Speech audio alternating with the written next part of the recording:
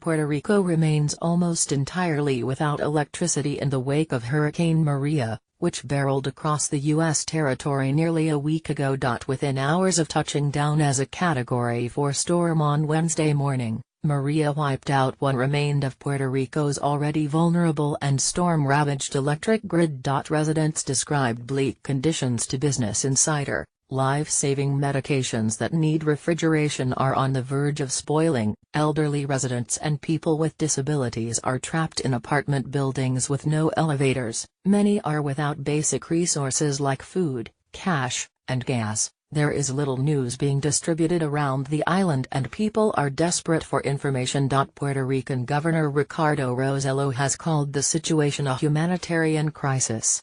"I've never seen anything like this in my life," Martisa Stoncic, a professor of Caribbean Studies at the University of Puerto Rico, told Business Insider during a phone call.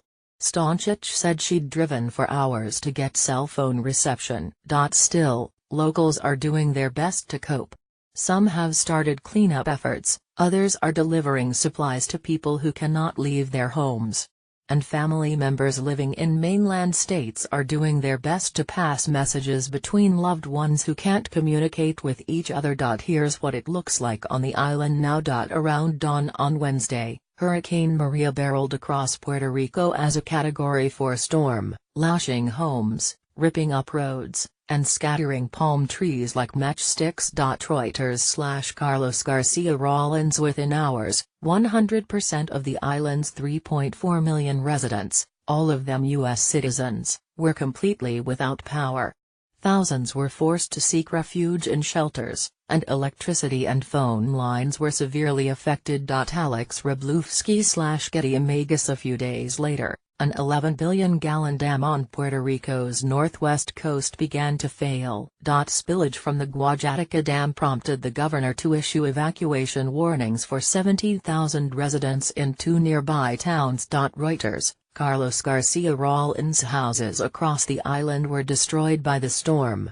Here, Irma Torres stands in the doorway of her home in Yabuco. Reuters/Carlos Garcia Rawlins. Maria's powerful 175-mile-per-hour winds crushed homes and blew the roofs off of others.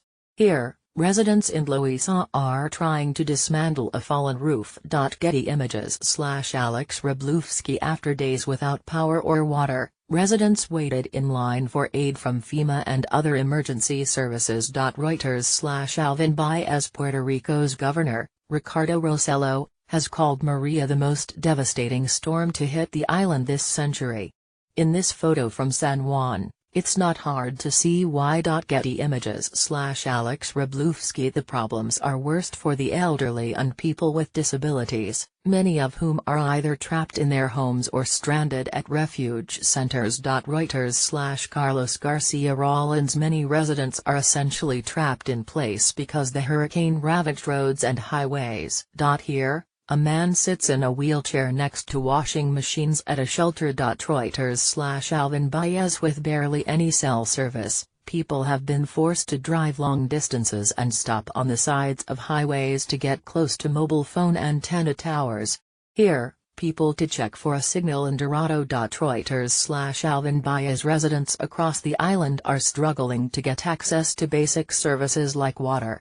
Here, men are shown carrying containers of drinking water to neighbors in Toa Baja. Reuters/Carlos Garcia Rawlins. After a relief effort brought water to San Juan, a man used his shirt to carry bottles of it back home. Reuters/Alvin Baez. Farms have been decimated.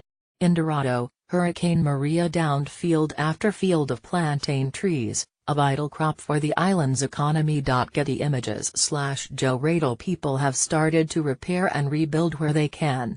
Here, people clean the mud from their flooded house in Toa Baja. Reuters/Carlos Garcia Rawlins.